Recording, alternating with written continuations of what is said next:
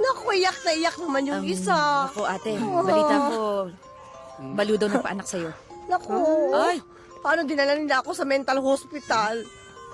Pasensya ka na, ha? Nanay mo talaga? Baka nagpanik lang ang nanay ko. Hindi ako nakaranta. May presence of mind ako. Masalamat nga kayo eh. Ako ang magbabayad dito.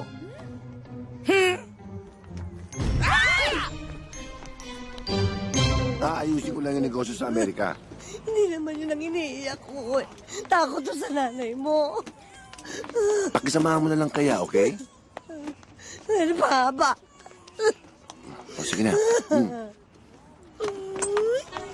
Oh, baby ko. Ay.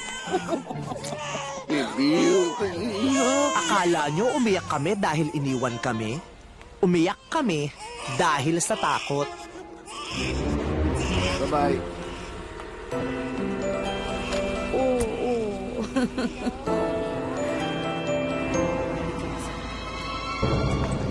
Kasi lumevel up na sa kademonyohan si Lola Amparo.